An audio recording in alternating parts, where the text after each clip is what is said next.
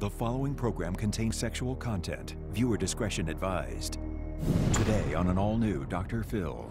My dad would touch me and grope me.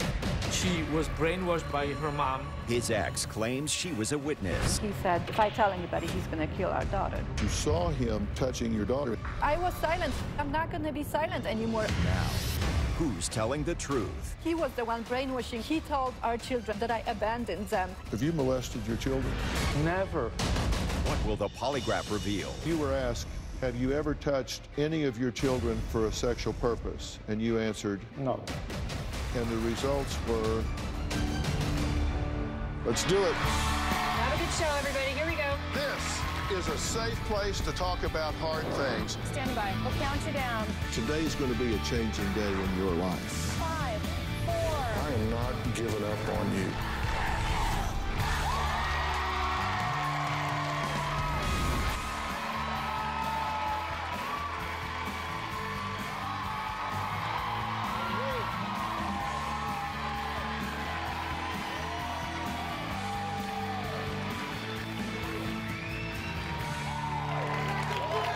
Well, thank you.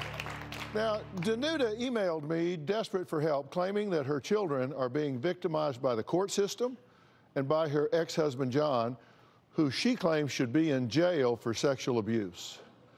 But now, unbeknownst to Danuta, her ex-husband, John, also emailed me several times, claiming Danuta is mentally ill. Now, the two of them have been in and out of court more than 200 times and have spent over $500,000 in legal fees in this bitter divorce. They're here for me to work this out. No pressure. But John says he is here today because he wants to clear his name once and for all, because this is a horrible allegation. Now, Danuta is here because she says she will do anything to keep her children safe from this man that she says has victimized these innocent children. Take a look. John is a manipulative, pathological liar, and he is very controlling. I have some recordings of him being very emotionally and verbally abusive.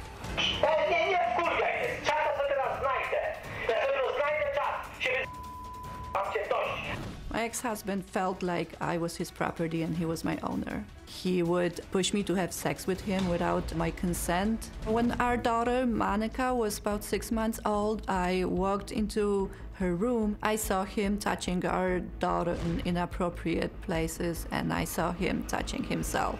He pushed me against the wall. I fell down. He told me that if I tell anybody about that, he will kill Monica.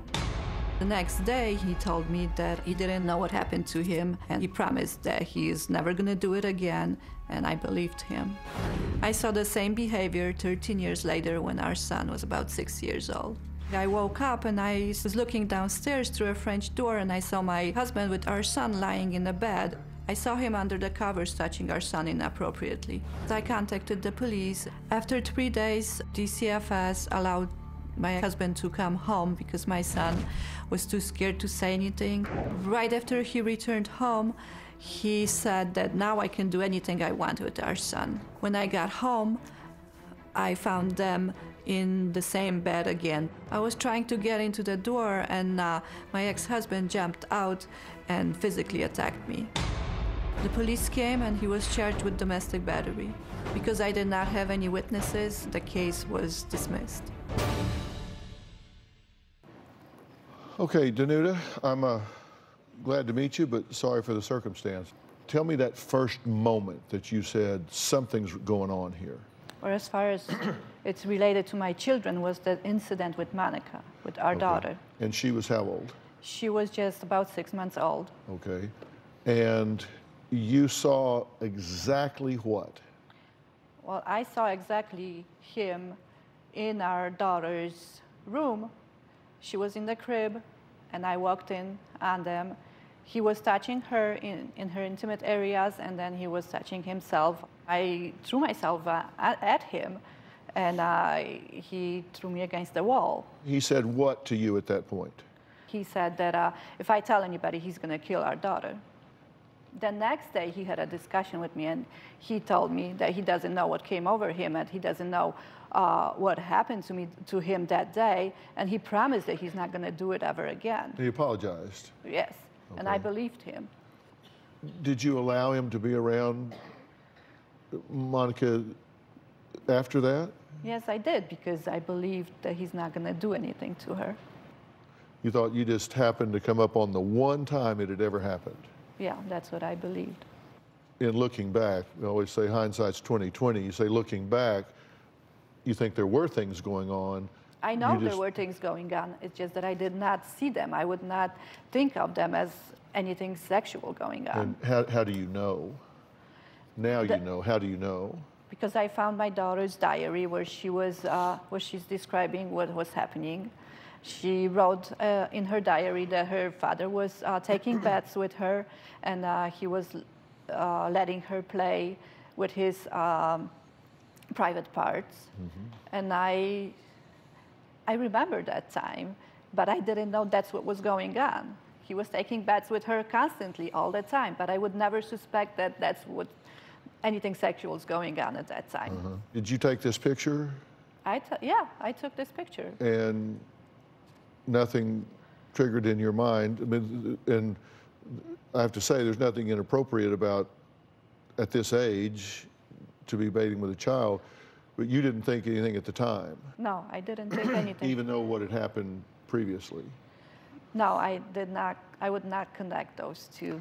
Okay, and in Monica's diary that you're talking about, she wrote, quote, I told, and we just put in friend instead of the name, I told my friend that mother accused father of sexually molesting both my brother and I. I don't know if it's honestly true, but I have been saying it's not true to everyone. I remember, though, that in my old house when I was little, I forget the age, that we had a big tub, and I remember playing with his private parts, paraphrased, and him letting me. I also remember us sleeping together in one bed, and one night I wet my bed. I remember that every night I would lay to him, I would get this weird feeling. And Monica was 14 years old at this time that she wrote this, correct? Yeah, about 13, 14, yes. And when did you read this? I read this in about, I think it was 2011, when she was in a therapeutic boarding school. Now, subsequent to this, you came to learn that he had been sexually inappropriate with your son. Yes. And your son was how old when you believe he was sexually inappropriate with your son? Well, I witnessed this. It was back in 2010. Our son was about 6 years old at that time. So he was 6. Yes. And this was, you witnessed this through the glass door. Yes. My ex-husband was constantly sleeping with our son. First, he was sleeping in our son's bedroom for several months. I thought this was very, very strange. I even contacted a therapist to find out if that's something normal. And the therapist said that, no, they should not be sleeping together. And the therapist even told my ex-husband that that's something wrong. So at that time, my ex-husband moved from our son's bedroom into a computer room. And he was telling our son to come and sleep with him there. So it was through this door window, yes, looking on that bed. And so you could see the movements and put 2 and 2 together. Right. Okay, but it's after you see both of these things, you saw, you say that you saw him touching your daughter inappropriately. You saw him touching your son inappropriately. Did you leave the children with him and go to Poland for 3 weeks? No, that's a lie that my husband constantly That's why I'm asking you, so you can clear this up. No, I went to Poland before that. I went to Poland in summer, that was May 2010. And I witnessed my ex-husband molesting our son at the end of October 2010. Okay. All right. Coming up, Monica says her father ruined her life, and it's his fault that she had to go to multiple therapeutic schools. She'll tell us about that when we meet her next.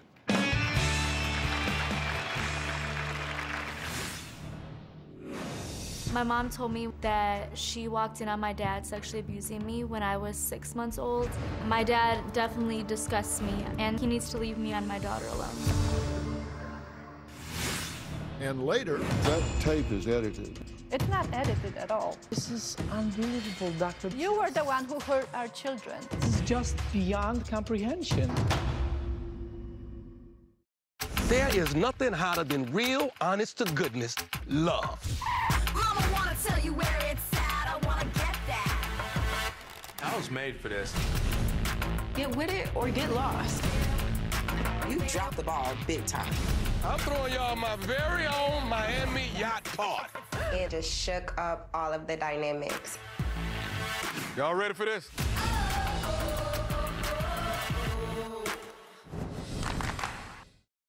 Guys, what are we always saying this campus needs? A decent place to get my eyebrows tinted? No. A strip show? It's a sex-positive striptacular. It's also a fundraiser for climate change. Y'all been naughty or nice?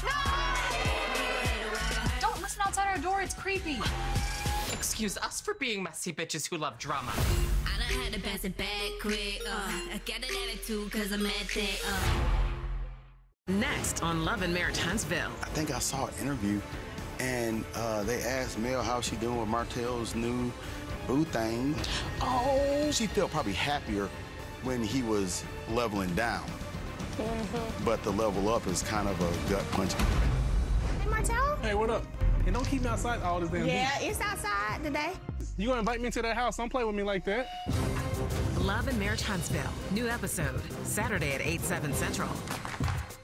Bring home a spellcasting adventure with the Harry Potter Magicaster wand. Stupefy! Connect your smart devices, cast spells, and witness the magic come to life. Lights. Lumos Maxima. Sounds. Media loading. And your TV. Expecto Patronum. Cool. The Harry Potter Magicaster wand. Order now. I didn't want to have my dad's last name anymore, so I legally changed it to my mom's last name about a year ago. It was really important because I didn't want to identify as my old self. I wanted to just start over. Another reason was so that my daughter could have my mom's last name. My mom is actually in the process of changing my brother's last name as well. That was Danuta and John's daughter, Monica, who believes she was sexually molested by her father when she was a little girl. And her mother, Danuta, backs up her claim, saying she witnessed her ex-husband inappropriately touching their daughter, Monica, when she was only 6 months old. My dad is the most manipulative person I have ever met in my life. He convinces people of things that you would never even imagine. He even manipulated me for a lot of years. My dad is super secretive and narcissistic as well. When I was around 13, I started noticing that my dad was really weird. I felt uncomfortable around him. I would catch my dad watching porn. I don't know when the sexual abuse exactly started, but there's a specific memory when I was 4 years old that occurred in the bathtub. We were playing doctor, and I was touching him. He didn't stop me from doing it. I blocked it out. When I started therapy, that's when all the flashbacks started occurring. When I was around 7 or 8, I would sleep in my parents' bed, and my dad would touch me and grope me, and I would wake up to him holding my body really tight. I didn't want to tell my mom because I was really scared and I didn't want to break the family apart. This I remembered when it was happening, but I didn't know that I remembered it until I was older. It was like a memory coming back to me. My mom told me when I was 18 that she walked in on my dad sexually abusing me when I was 6 months old. There is absolutely no doubt in my mind that it happened, and I know the way that I feel towards him. It's not just something that's made up. My dad definitely disgusts me, and he just creeps me out. The last time I saw my dad and had a conversation with him was 7 years ago, but I did end up seeing him in court when I was signing my order of protection. My order expires in 3 days. I want to tell my dad that I never want to have a relationship with him and that he needs to leave me and my daughter alone. Okay, Monica, it's good to meet you. You too. And you do have an order of protection in force with your father, so we're not going to be able to have you both on the stage at the same time, right? Okay. You say that you didn't have an ongoing recollection of this from the time it happened, that there is a gap between when this happened and when you remembered it, right? How Correct. much of a gap? I would say, so I started remembering everything when I was 13 years old. Okay. When you were 13 and this started coming back to you, the first thing you remembered was when you were how old? When I was around 4, because the bathtub. Did your mother ever tell you that it had happened during those years? No, I'm the first one who specifically said something. That's when I started talking to my therapist about what happened before I even brought it up to my mom. The therapist reached out to my mom and told her. Had you ever seen this picture of you in the bathtub with your father before you had that recollection? I don't think I've ever seen that one. Okay, is this the first time you've seen it? Yes. And you remember taking the picture? Yeah, because he was constantly inviting me, come and take a bath with us, come and take a bath with us, and I would never do it. This doesn't seem very stealthy here. I mean, he doesn't seem to be hiding. He's just so arrogant. He knew that my answer is going to be, no, I'm just not going to take the bath with you. I'm curious about this. This is from a police report on November 21st of 2011. The victim was informed by her mother that she has a history of sexual abuse by her father. The victim related that she doesn't recall being abused and has only been fed information by her mother and was not given specific times, dates, or means of abuse. The victim relates she informed her counselor she was molested by her father to get out of the program. The victim stated other clients in the program advised her if she made an allegation about being abused, she would get discharged and receive an alternate placement. This case is closed and cleared without prosecution, and no basis or foundation a crime has occurred. Attorney's office did not believe criminal charges applied to this incident. Do you recall having that conversation with the police? Nah, and I had a lot of conversations with them, so I don't remember the specific one, but I did say that I was lying a bunch of times, and I recanted it because, 1, I was mad at my mom for sending me away, and 2, I actually thought that it would keep me there longer. So this is a year after you remembered it, and the police say that the victim was informed by her mother that she had a history of sexual abuse by her father, and the victim, you, related that she does not recall being abused and has only been fed information by her mother. This is a year after you say that you remembered it, and a year later you say, I don't remember it. I did that a bunch of times because I was really mad at my mom, and I knew that I would have to go to court. I knew that I would have to go through this whole process, and I didn't want to deal with it. I just wanted to be normal like all of my friends. And I never told my daughter anything regarding the sexual abuse of her by her father. We don't talk about this. Well, coming up, Monica has a protective order against her father. So we've been talking about him an awful lot. We're going to excuse her, and we're going to meet this man that we've been talking about, because he is here. He's not hiding. He says he wants to clear his name when we come back.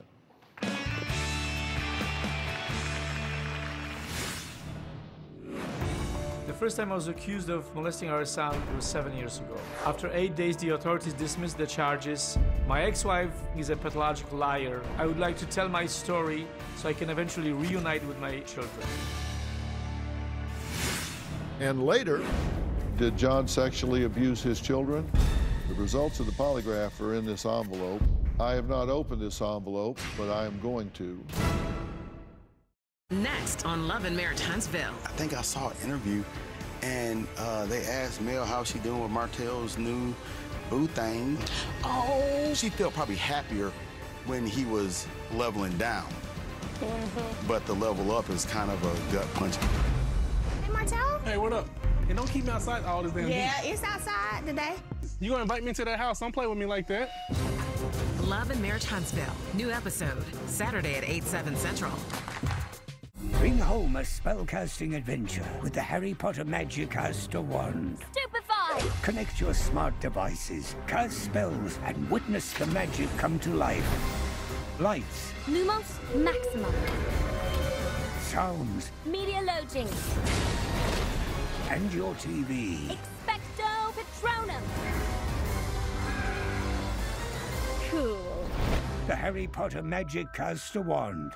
Order now. Guys, what are we always saying this campus needs? A decent place to get my eyebrows tinted? No. A strip show? It's a sex-positive striptacular. It's also a fundraiser for climate change. Y'all been naughty and nice. Don't listen outside our door, it's creepy. Excuse us for being messy bitches who love drama. I done had to pass it back quick. I got an attitude cause I'm at that. There is nothing hotter than real, honest to goodness love. Mama wanna tell you where it's at. I wanna get that. I was made for this. Get with it or get lost. You dropped the ball big time. I'm throwing y'all my very own Miami yacht party. It just shook up all of the dynamics. Y'all ready for this?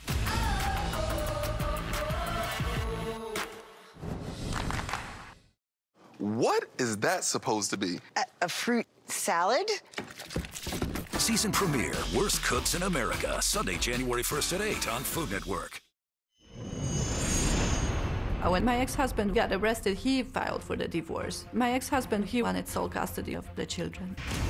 In the final judgment for the dissolution of marriage, he was found to be dangerous to the children's physical, mental, and emotional health.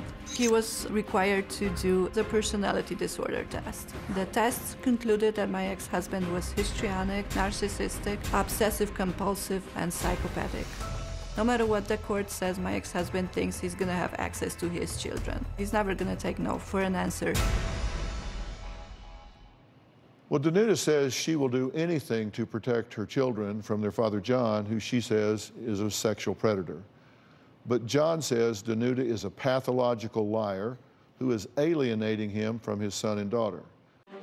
I believe that Danuta is a troubled individual because she's been very abused as a child. She takes out all that anger on me and our children.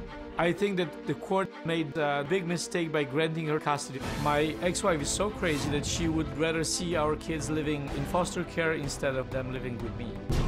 It all started when my wife accused me of sexually abusing our son. The first time I was accused of molesting our son was 7 years ago. The authorities asked me to move out while they did the investigation. After 8 days, the authorities dismissed the charges. I said to Danuta, "You're gonna look like an idiot because you filed a false police report." Danuta said, "So what? You deserve to be in prison anyway. I know you didn't molest him." After I came back home, I spent the whole day alone with my son. If my wife really believed that I molested our son, why would she leave me alone with him for the whole day? That night, when Danuta came home, we got into another argument. This time she called the police and accused me of domestic battery. I fought this in court for 6 months. The charges were dropped and I was found not guilty.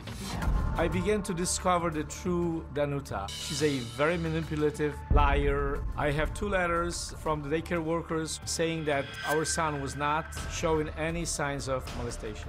Now he's saying that his mom reminded him of this, and he claims he was molested.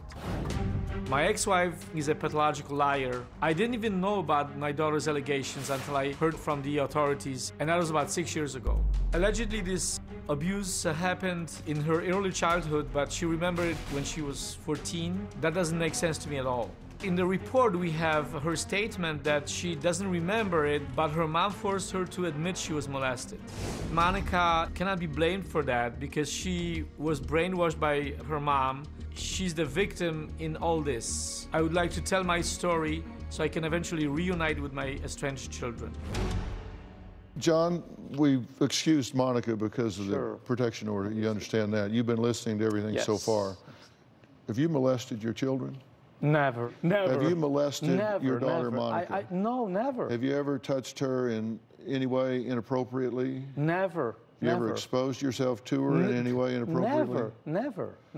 How about your son? Have you ever molested him inappropriately? Never. Have you ever molested him? Never. You ever touched him inappropriately? Absolutely not. He was just showing him his fatherly love through sexual contact. That's what he has in his head. Okay, well, Danuta says she has proof of your son revealing that he was sexually molested by you. Let's take a look at this. I go into the computer room to sleep with Dad. Well, you go off to do something.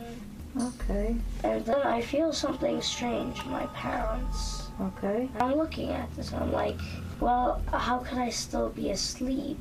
And then Dad starts doing weird things. And then... Like what? What's that doing? He's touching my parts. Parts was that touching? Oh my God, no. You know which part. It's okay. It's okay. And then, what happens then?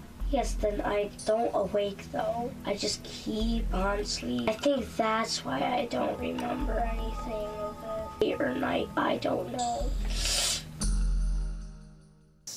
What do you say to that? This is unbelievable, doctor, because this woman doesn't realize how much harm she has done. This is just beyond comprehension.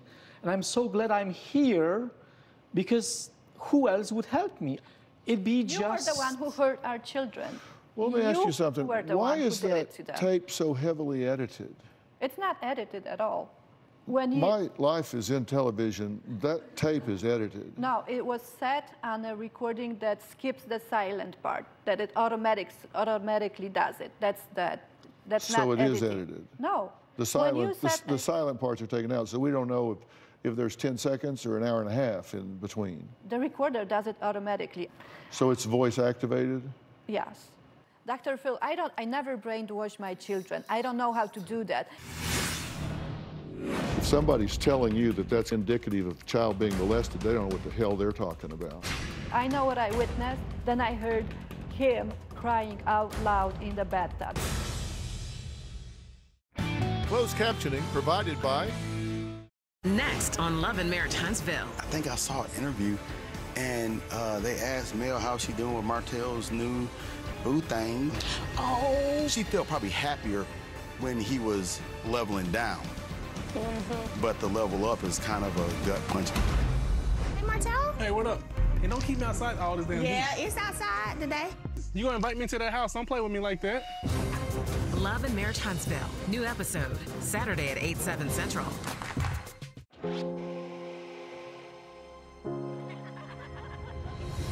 Why me, huh? Why not you?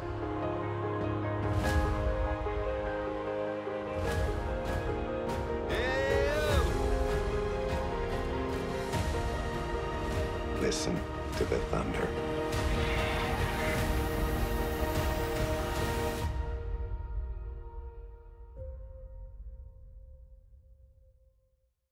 Guys, what are we always saying this campus needs? A decent place to get my eyebrows tinted? No. A strip show? It's a sex-positive striptacular. It's also a fundraiser for climate change. Y'all been naughty and nice. Don't listen outside our door, it's creepy. Excuse us for being messy bitches who love drama. I done had to pass it back quick. I got an attitude cause I'm at that. You've always had my back when I needed you. I know you'll keep Gotham safe. Let's finish what Bruce started.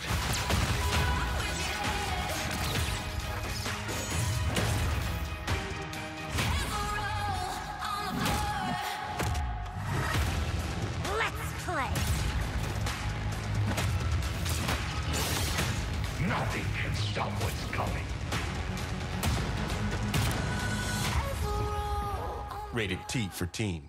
Bring home a spellcasting adventure with the Harry Potter Magicaster wand. Stupefy! Connect your smart devices, cast spells, and witness the magic come to life.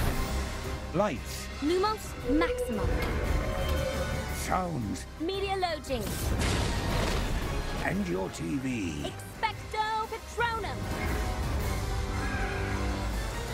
Cool. The Harry Potter Magicaster wand.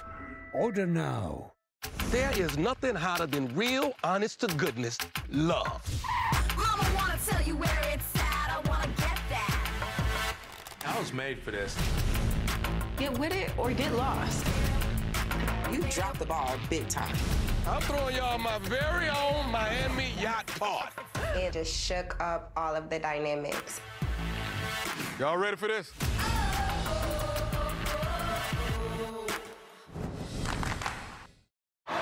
No matter what part of my story you come in at, I'm always chasing the music. Nobody was trying to find a fat black girl that rapped and sang and played the flute. If I'm on that stage, we're connecting to something higher. The show must go on.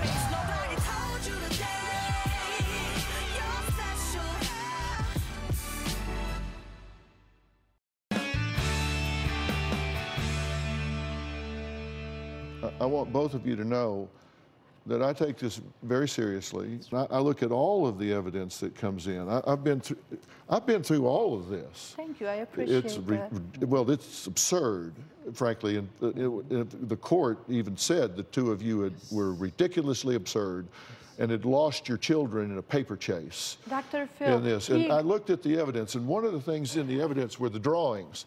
You provided proof by the drawings that are projective devices. And these were your son's drawing at 6 years old. And the significance that you talked about in drawing a superhero here, that he had uncharacteristically drawn prominently a male body part here. Right. If somebody's telling you that that's clinically significant and indicative of a child being molested, they don't know what the hell they're talking about. Yes. I'm not saying you said it. I'm saying whoever told you that. This is a superhero with a power belt.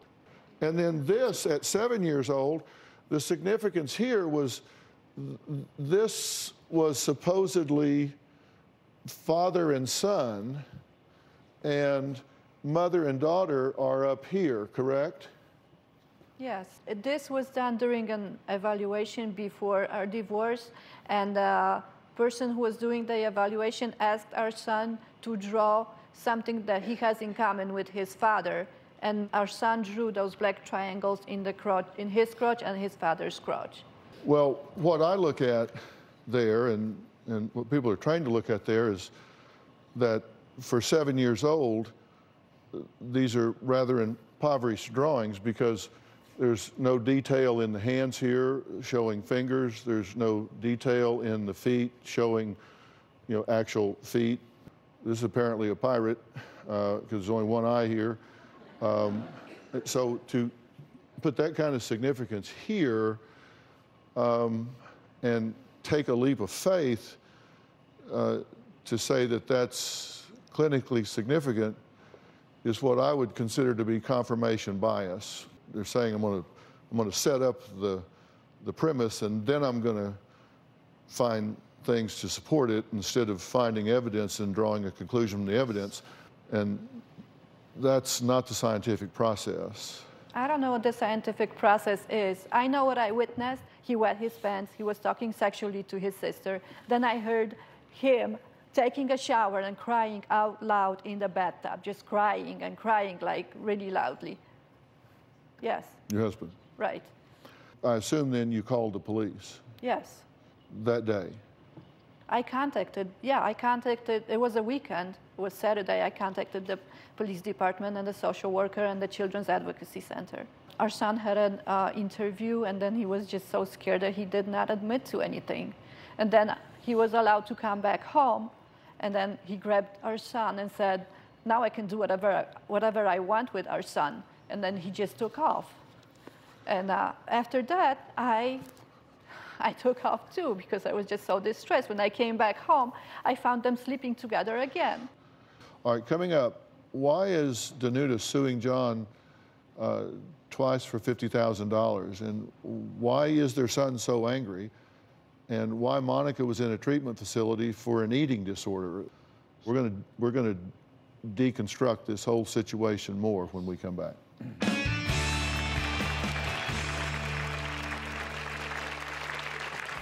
When my son had unsupervised visitations with his father, he used those visitations to brainwash our son. You want to be so mean? Because then the police are going to put you in jail and kill you! Those were supervised visitations. She has no one else to blame, but she's blaming me again. Shut up, freak! Closed captioning provided by... Guys, what are we always saying this campus needs? A decent place to get my eyebrows tinted? No. A strip show? It's a sex-positive striptacular. It's also a fundraiser for climate change. Y'all been naughty and nice. Don't listen outside our door, it's creepy. Excuse us for being messy bitches who love drama. I done had to pass it back quick. I got an attitude cause I'm at that. Next on Love and Marriage Huntsville. I think I saw an interview, and they asked Mel how she doing with Martell's new boo thing. Oh, she felt probably happier when he was leveling down. But the level up is kind of a gut punch. Hey, Martell? Hey, what up? And don't keep me outside all this damn Yeah, heat. it's outside today. You gonna invite me to that house? Don't play with me like that. Love and Marriage Huntsville. New episode, Saturday at 8/7 Central. Bring home a spellcasting adventure with the Harry Potter Magicaster wand. Stupefy! Connect your smart devices, cast spells, and witness the magic come to life. Lights, Lumos Maximum. sounds, Media loading. and your TV. Expecto Patronum. Cool. The Harry Potter Magicaster wand. Order now. There is nothing hotter than real, honest-to-goodness love. Mama wanna tell you where it's at. I wanna get that. I was made for this. Get with it or get lost. You dropped the ball big time. I'm throwing y'all my very own Miami yacht party. It just shook up all of the dynamics. Y'all ready for this?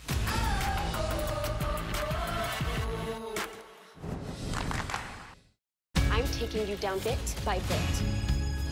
I can't wait to see you try. It's only just begun.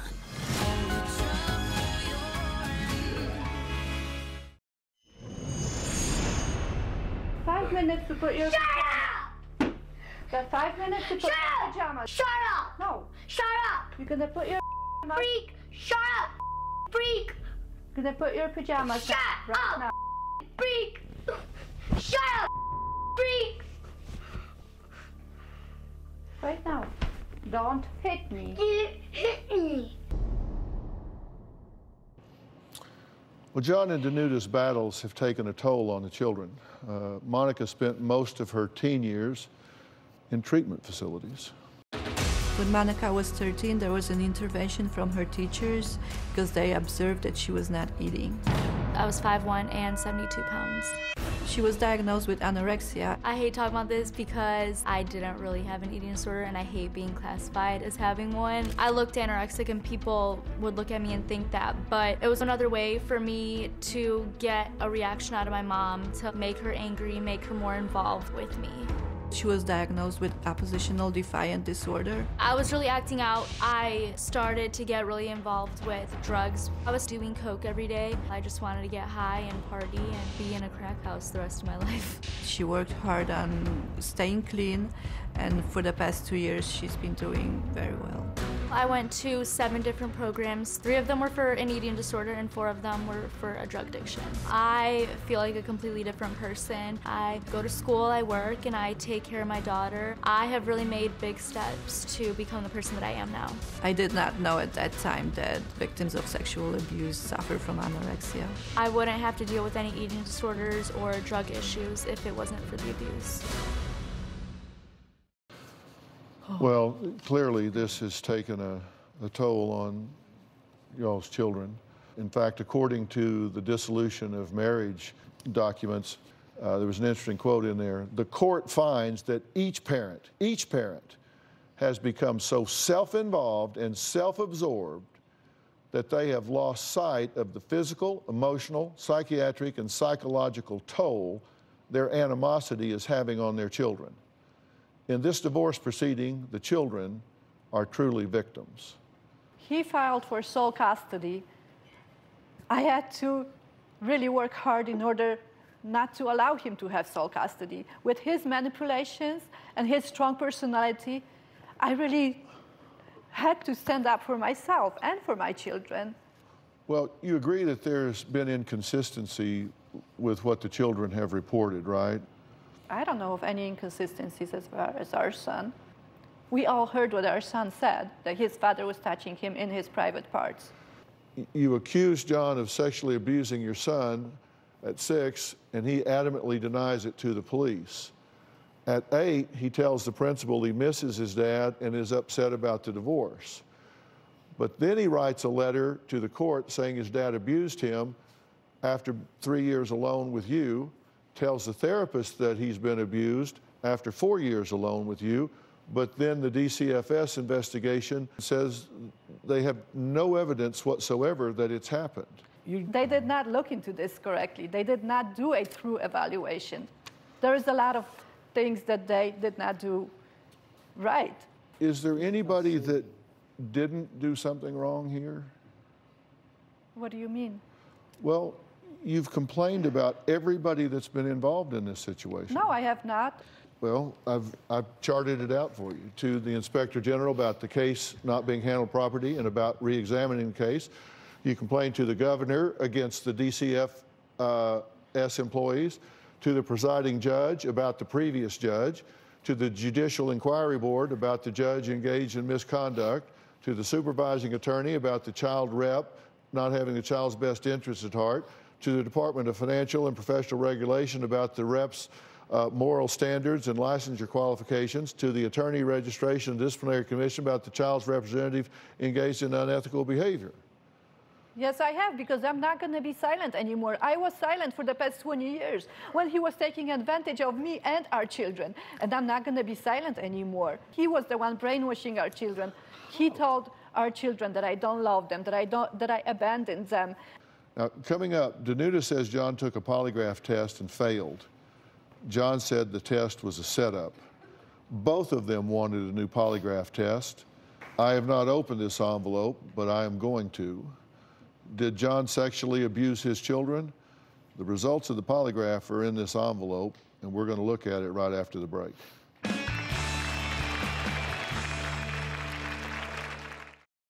Guys, what are we always saying this campus needs? A decent place to get my eyebrows tinted? No. A strip show? It's a sex-positive striptacular. It's also a fundraiser for climate change. Y'all been naughty or nice? Don't listen outside our door, it's creepy. Excuse us for being messy bitches who love drama. I done had to pass it back quick. I got an attitude cause I'm at that. An all-new Celebrity IOU is here. As new stars go big in giving back. Bam! You made my life. Celebrity IOU, all new Monday night at 9 on HGTV.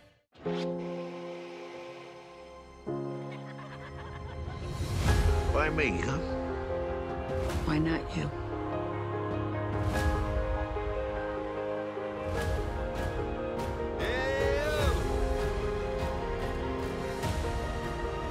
Listen to the thunder.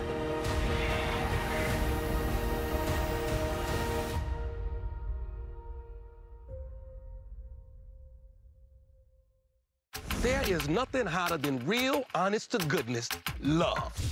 Mama wanna tell you where it's at, I wanna get that. I was made for this. Get with it or get lost. You dropped the ball big time.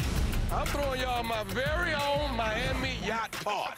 It just shook up all of the dynamics. Y'all ready for this?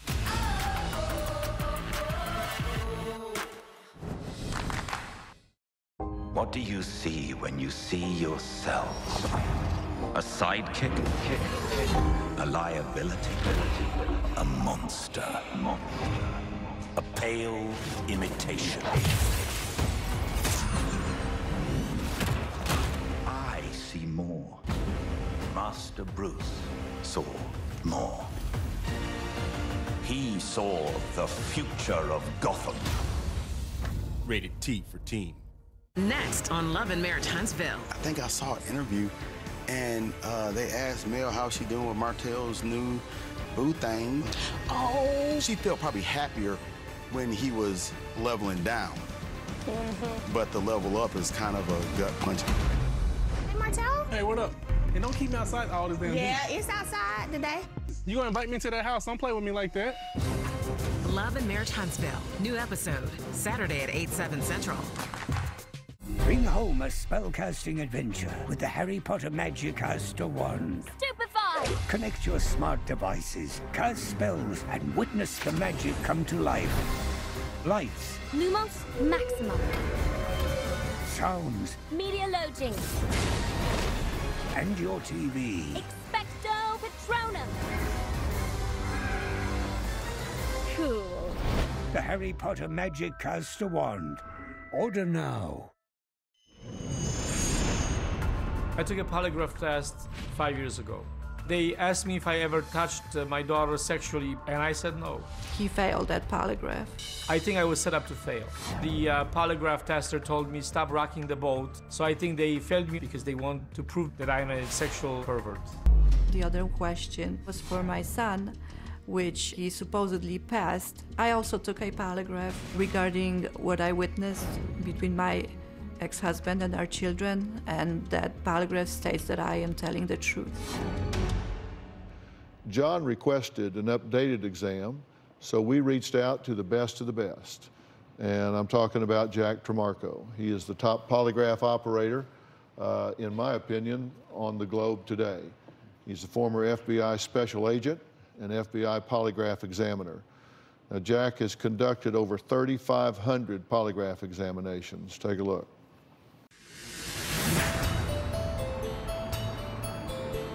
I'm here to take the polygraph test to prove that all the allegations made against me are not true. I'm not feeling nervous at all because I know that I haven't done any harm to my children, and the test will prove it. John, I'm Jack. Hello, Jack. How are you? Nice to meet you. Hills. Yes, good to meet you. We'll go right down here.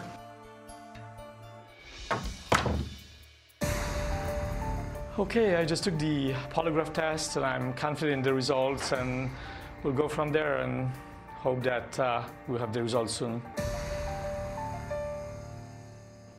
Do you believe that this test was fair, equitable, and professional? Yes, I do. I trust your show, and I trust you, doctor. Absolutely. If this result doesn't turn out the way you want it to, you're not going to complain that this was a setup? No, I won't. Okay. Jack, tell me about the test experience here. This was a classic exam. I have a lot of confidence in the results of this test. All right, John, you were asked these two questions. Have you ever touched any of your children for a sexual purpose? And you answered? No. Since they were born, have you ever touched any of your children for a sexual purpose? And you answered? No. And the results were that you were non-deceptive to both questions, that you were telling the truth.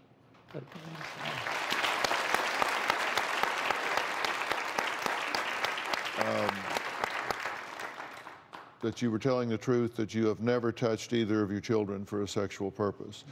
Jack, was this a close call?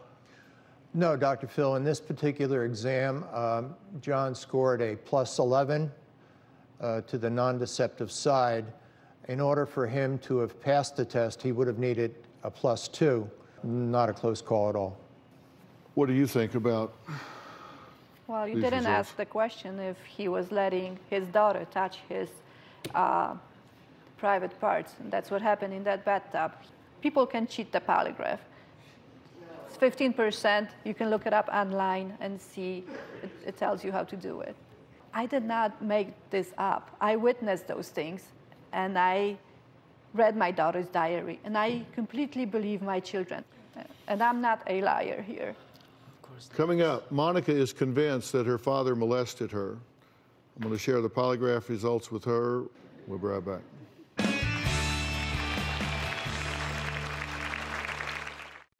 Closed captioning provided by My ultimate goal, Chinese food world domination. Don't change it too much. I'm not waiting. It's happening now. Series premiere, Chef Dynasty, House of Fang. December 27th at 9 on Food Network. Guys, what are we always saying this campus needs? A decent place to get my eyebrows tinted? No. A strip show? It's a sex-positive striptacular. It's also a fundraiser for climate change. Y'all been naughty and nice. Don't listen outside our door, it's creepy. Excuse us for being messy bitches who love drama. I done had to pass it back quick. I got an attitude cause I'm at that. No matter what part of my story you come in at, I'm always chasing the music. Nobody was trying to find a fat black girl that rapped and sang and played the flute. If I'm on that stage, we're connecting to something higher. The show must go on.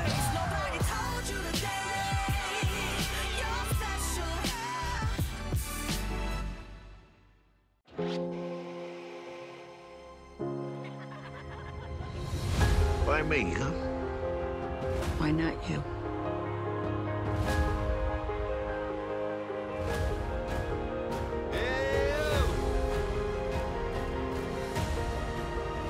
Listen to the thunder.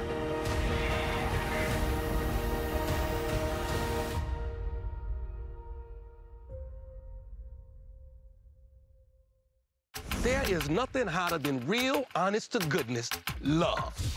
Mama wanna tell you where it's at. I wanna get that. I was made for this. Get with it or get lost. You dropped the ball big time. I'm throwing y'all my very own Miami yacht party. It just shook up all of the dynamics. Y'all ready for this?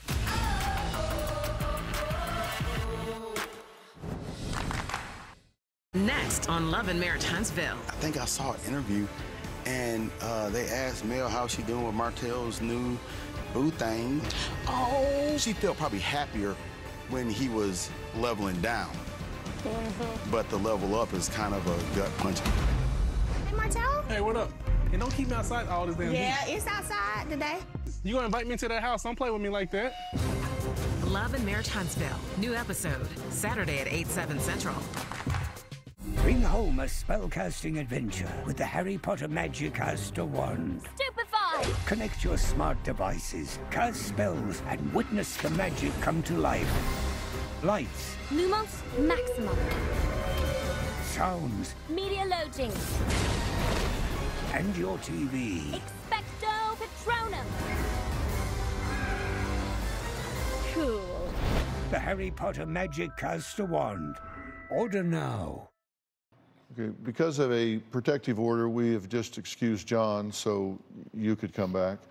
And I'd actually like to speak with you alone, if I could, without any parents around. Can I excuse you and talk to her for a bit? This is Jack Tremarco right here. Raise your hand, Jack. I had him do a polygraph with John, and he asked him 2 questions. Have you ever touched any of your children for a sexual purpose? Since you were born, have you ever touched any of your children for a sexual purpose? Same question asked slightly different. John's answered no to both. He scored a +11, that he's not ever touched either of his children for sexual purpose. Having been through all of this evidence, I have to say, from the standpoint of a forensic investigator, I agree with this test. I don't think he's ever touched you or your brother for sexual purposes. I think there's something that's generally referred to as a false memory syndrome, where actual neurons in the brain are connected together to create engrams that become memories that are made up of the building blocks of different things, sights and sounds and perceptions that get shifted into long-term memory and become reality. And I think that is the most likely explanation of what's happened here. I still don't want to talk to him or anything, but yeah. I would be happy to arrange for you to talk to a very specialized therapist and discuss this and move at your own pace and discuss it however you want to discuss it. Yeah, okay. You know, fair enough? Yeah. All right, let's try that, okay? All right, thank you very much. I want to thank all of my guests today. A special thanks to Jack Tremarco. Jack, thank you so much. Thank you, Doctor. For more information about today's show, log on to drphil.com. Tell us what you think on Facebook and Twitter. Thanks for being here. So long. All right.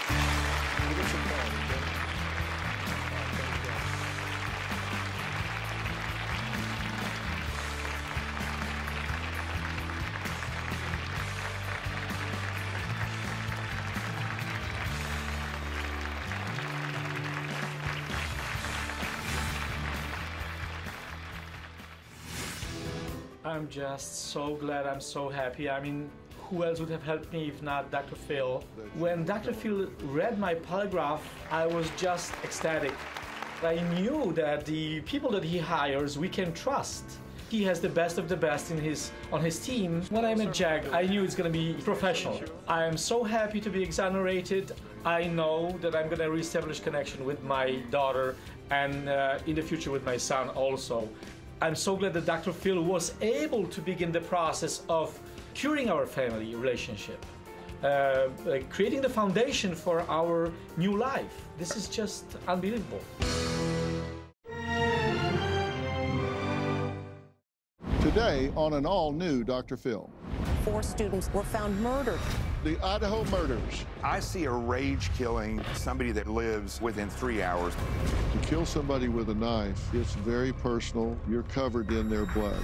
You have exclusive pictures of inside the house. It looked like a mess. You spoke to someone who was at the party. They told me that Ethan had words and that it got heated.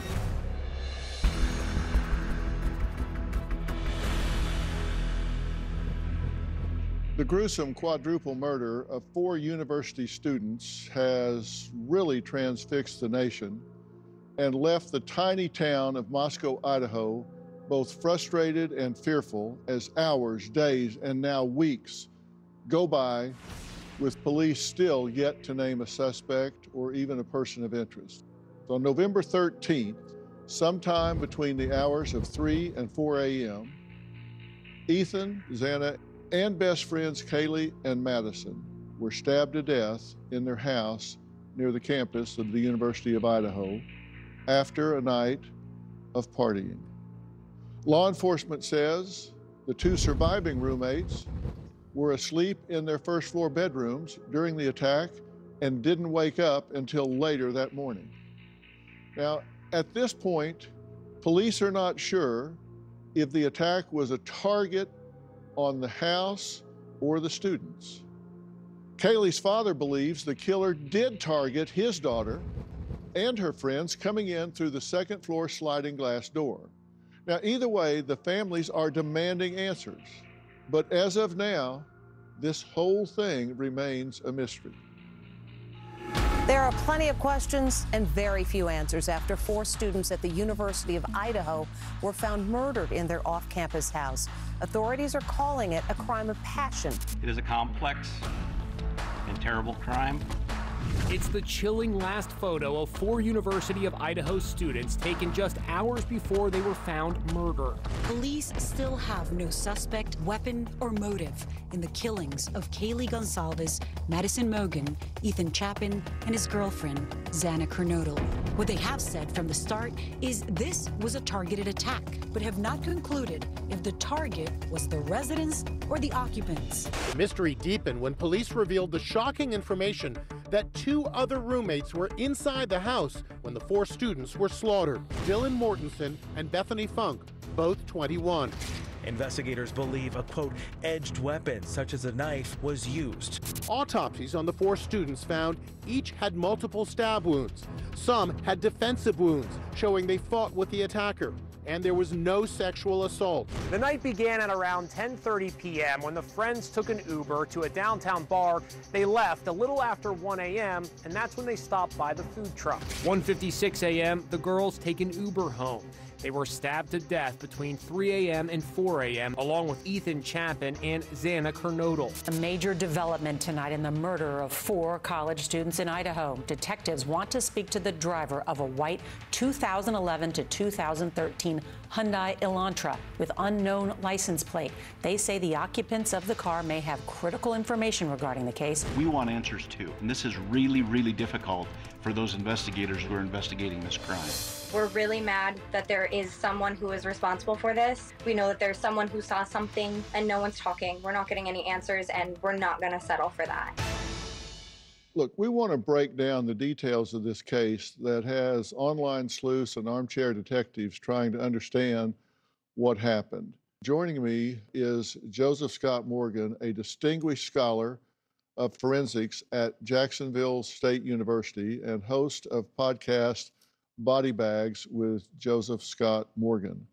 Jonathan Gilliam, former FBI special agent, Navy SEAL, and author of the book Sheep No More, The Art of Awareness and Attack Survival, and criminologist and investigative profiler, Dr. Casey Jordan, who has been with us before. It's good to see you again. See you.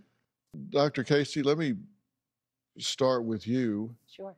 When you look at this, beyond the horrific nature of this crime, these 4 young people so tragically killed, is there anything that jumps out at you about it? We have to consider that this is a town that's not had any homicides in 7 years. It's a university town, 26,000 people live there, but half, at least 13,000, are students. Right. So when you think about 4 people dying in one night with horrific slashings, okay, the stabbing of that knife shows a frenzy. So whoever went into that house, if it was targeted towards the human, which is what Kaylee's father believes, started with, in his words, the 2 girls, but then took the time to kill another couple. We don't know if the perpetrator went downstairs or was even aware that there were 2 unharmed people downstairs. So the idea that you have 6 people, it doesn't surprise me that the roommate slept through it, because I know how college kids are when they party on a Saturday night. But to go in and get out, take the knife with him, and leave no trace, because we're going to come up on a month very soon with no suspects. What stands out the most is that I would have guessed this was inner circle, somebody who knew these girls. I think Kaylee and Maddie were probably the targets, if it was indeed targeted. And I would have thought that they would have a suspect by now, that they would have an arrest by now. And as time goes on, Dr. Phil, I am more and more convinced that this could be a random stranger, something like the Gainesville Ripper that we saw in Florida 30 years ago. Right. As time passes, the odds of that being true do increase. Well, one of the things that most people don't know, and you guys correct me if I'm wrong, but the statistics I look at from the FBI is that about 50% of the murders don't ever get solved. Mm-hmm. And people think, are you kidding me, with DNA and all of that? But is that still an accurate number? Yeah, Dr. Phil, I'd say that it is. I think a lot of that is because guns are used in 80% of murders now, but this was stabbing. And that means DNA is much more plentiful than if you used a gun from a distance. What jumps out at you about this? I see a rage killing, and I see somebody that potentially could have started with Kaylee. That's probably why you would see deeper impacts or more ferocious types of knife stabbing wounds. And then as they go from person to person, that would decrease, because killing, which most people don't understand the reality of killing with a knife, is a very violent, it's a very physically exhausting and also adrenaline exhausting. And by the time you get to a 4th person, you're going to be very exhausted. I think when you look at the totality of the circumstances of this attack, what you see is somebody that I think we're all in agreement, somebody that probably lives, I put it within 3 hours, because if it happened at 3, the sun came up around 7, most likely an attacker would want to be home and would be satiated. This is also a lot about satiation. So the person was probably satiated, exhausted, and didn't want to be out after the sun came up. Well, for sure, because they're going to be covered in blood, right? Yes. I don't see how they couldn't be. Yeah. Well, look, as seen on cable news network, News Nation, reporter Brian Enton explains the layout of the victim's house. Let's look at this so everybody knows what we're talking about. Outside the murder scene here in Moscow, Idaho, still an active crime scene. You can see the crime scene tape is still up, still a police officer guarding the house. This is the front of the house, which is what you normally see. But if we walk to the side, no windows or doors on the side. But back of the house, you see there's a balcony. There's a slider on the 3rd level. On the 2nd level, there is also a slider.